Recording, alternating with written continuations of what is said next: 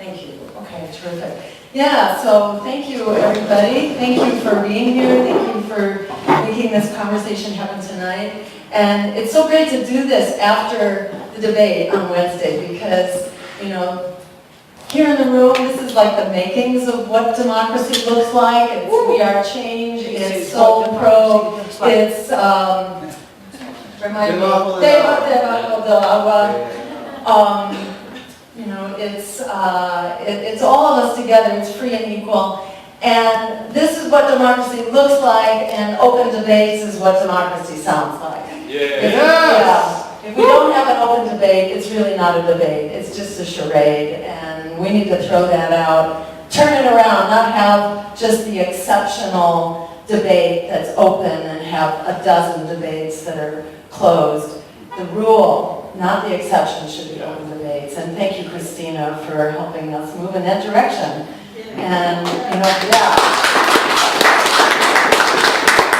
because when we do have a chance to really talk to each other, you know, I think we find out how much common ground we have. And in many ways, the labels that come on us, we have green libertarians and we have lots of libertarian greens, and I think we're finding out how much common ground we have, and we really challenge each other, I think, you know, to get clear about, you know, where do we really stand. And I think where we stand at the end of the day, we stand for freedom, we stand for peace, we stand for democracy, and we stand for justice, because we can't get one without the other. And hats off especially to the music in the room, because I think it's the music that really brings us together and lifts up that agenda for peace, justice, and democracy. So I say more music, less talking. And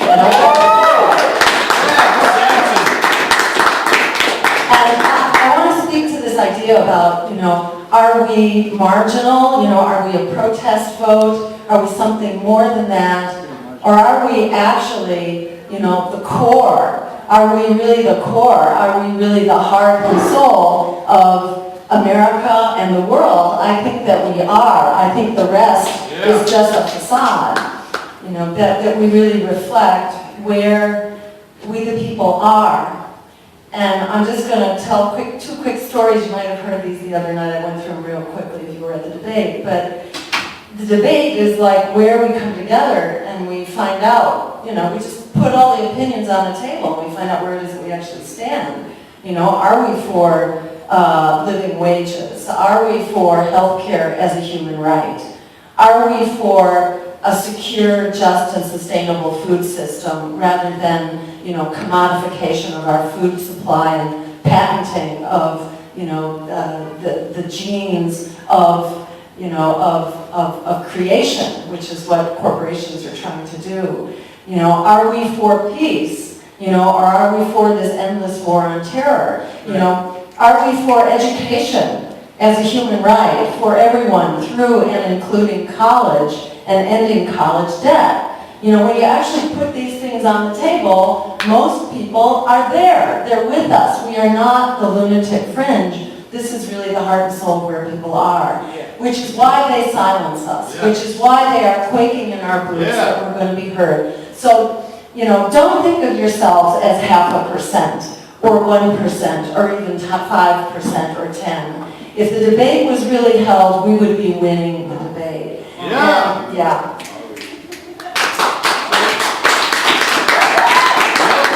And I want to drive that home because when I was tricked into running for office for the first time, having no idea what I was getting into, you know, I did it out of desperation, really, because everything else had failed. You know, why not try running for office? Nothing else was working. You know, cost of healthcare, education, all going up, housing, you know, wages were going down, unemployment going up, you know. Nothing was working. This was like back before the 2000s. We had passed campaign finance reform in Massachusetts by a 2-to-1 margin by voter referendum. And what happened? Within 6 months, the Democratic legislature turned around and repealed campaign finance reform on a voice vote, even though the public had voted for public funding for elections, for candidates who would who would forego big money campaigns, and so it's like everything was failing. Why not try running for office? And I was admitted into a televised debate. They didn't exactly know, better than that. And in the first debate, I was treated like a, lunatic fringe, like we're always treated. And when I walked out of the debate, I was mobbed by the press for the first time and the last time, who told me that I had won the debate on the instant online viewer poll. And it was like such a wake up that we are not like the lunatic fringe. This is where most people are. We need to give people a reason to come out and vote. Half of voters in the U.S. are not voting because the two corporate parties are not about everyday people. They're about the 1%, which is why they restrict ballot access, why they keep the debates closed, because they know that the minute we stand up, we have won. And it's about standing up, and it's about standing together, and then we're there. And then the other debate story to tell you is that in 2012, and this was, I think, just after the free and equal debate, we were locked out of the closed debates, and in Hofstra on Long Island at Hofstra University, my running mate Sherry Hunkla and I were trying to get into the debate just to watch it, a debate that we should have been participating in. We should have been heard in that debate because we represented enough people, to potentially win the election. We should have been heard.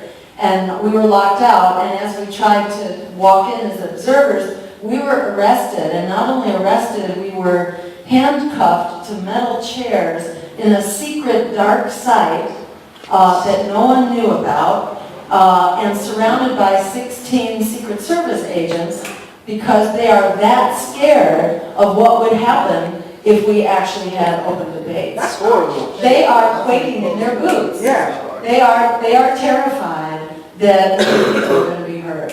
So, it was kind of it was an awful thing, but Democracy Now! Had caught it on camera. Yeah. So I knew that, that we were not going to be disappeared, that, that responsible press, real press, as opposed to the old press, the other press, the real press knew what was going on. So it wasn't scary like it could be, like if you're an African American and you're, taken to jail for a traffic violation, Or undocumented. Or what? Or undocumented. Or undocumented, or just walking down the street. Yes, exactly. It could be all over, which is also part of what we need to change. But they are that scared, and that is a sign of our strength. In the words of Alice Walker, the biggest way people give up power is by not knowing we have it to start with. We actually do have the power. Don't believe for a minute that we are a protest vote. We are actually standing up for the heart and soul of basic American values and basic human values. That's what we're about. That's our strength. That's right. And don't let anybody tell you that.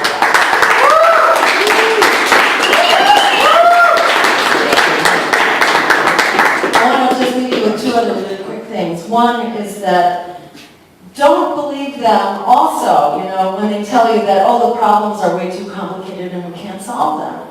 We can solve them 100%, and we can solve them in the blink of an eye. We've got this climate crisis right now. We have an economic crisis. We have a democracy crisis. We have an expanding war. We have an attack on our civil liberties. A lot of bad stuff coming down, but we can actually fix it in a heartbeat. And, if we were in the reins, if we had the reins of power, we would be doing things right. And that means, for example, we could solve the climate crisis overnight by transforming the economy to a 100% wind, water, and sun by 2030. We can do it. And in doing so, we can put everyone back to work in a living wage job so we can solve the economic problem and the climate problem in one fell swoop. Save the world, open it up. And the good thing is that in doing that, we save so much money just from the illnesses that are prevented by moving to a clean energy system. And this is out of a study out of Stanford recently by a guy named Mark Jacobson. It's a really terrific study that actually looked in detail and found that you can look at exactly what the costs are and the savings, but if you eliminate fossil fuel pollution, we get so much better so quickly, it completely covers the costs of transforming the energy system and creating all those jobs. So this is a win for the economy, it's a win for the climate, and it's a win for our health. And another thing it's a win for is that it makes wars for oil and fossil fuels obsolete. So it's a win for peace.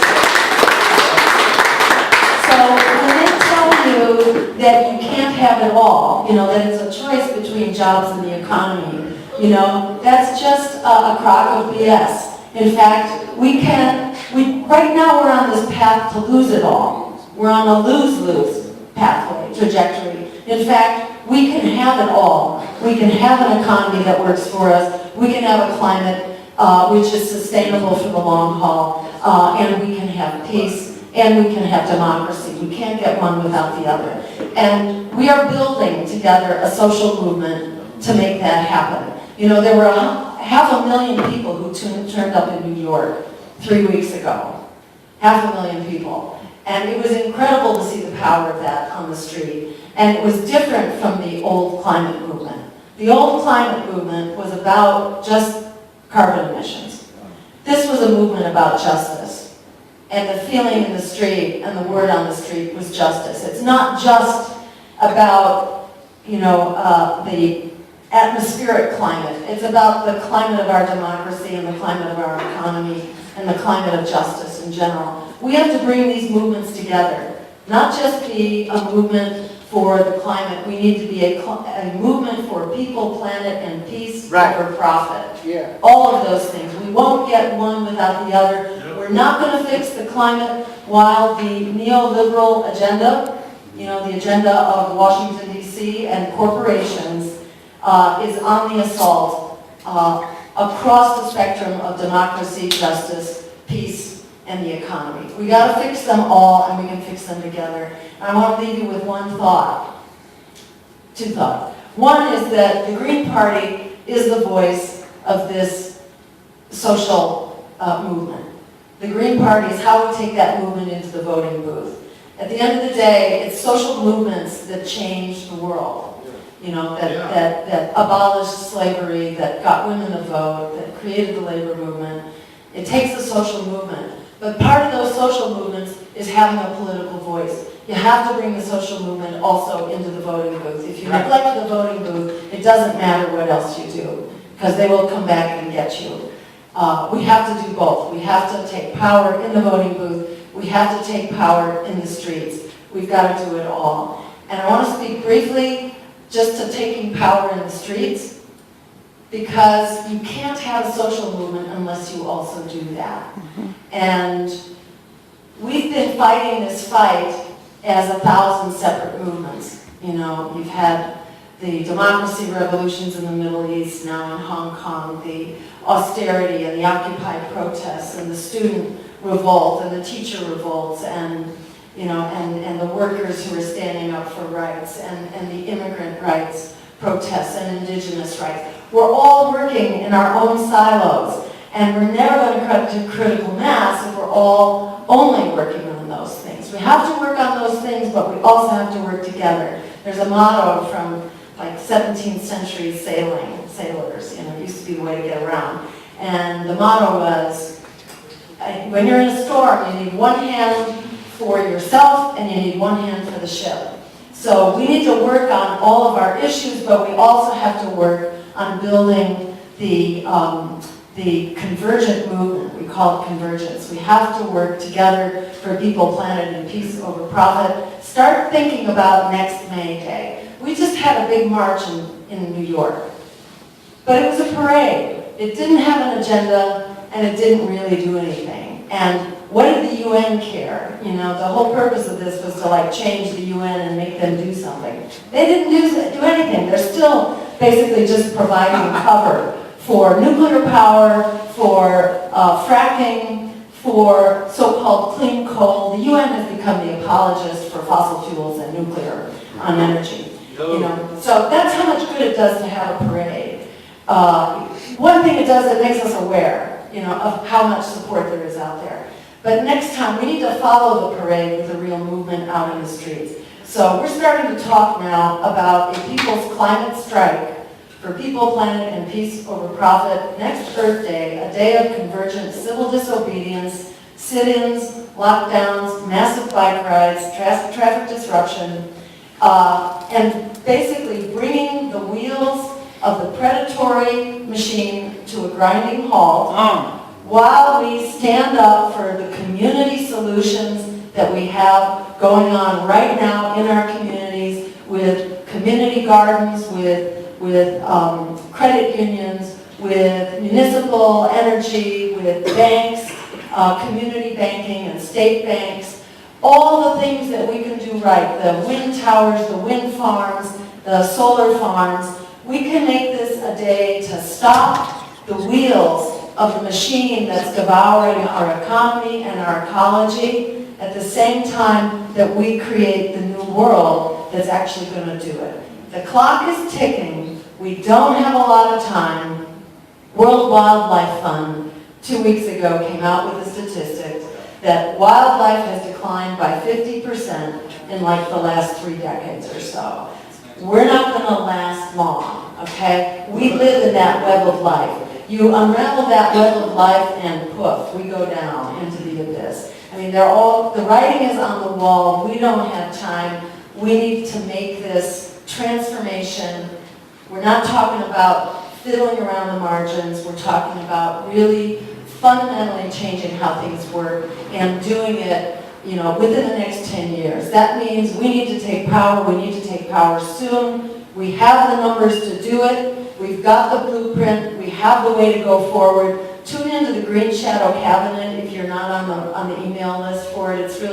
It's a bunch of people with sort of green, that is sustainable politics. It's people from a number of independent political parties that are standing up and saying, here's how we go forward. So we can't just say, here's how to do the right thing, because they're never going to turn over the reins of power. We have to actually sit down and say that we do not consent to the disruption, to the destruction of our lives and our future and our planet and our economy. We are coming together, we are standing up, we are going to take our future back and turn this breaking point that we're at, a breaking point for people, planet, and peace. We're going to turn that breaking point into a tipping point and take back the peaceful, just, green future that is within our reach. Thank you so much. Let's hear the music. And,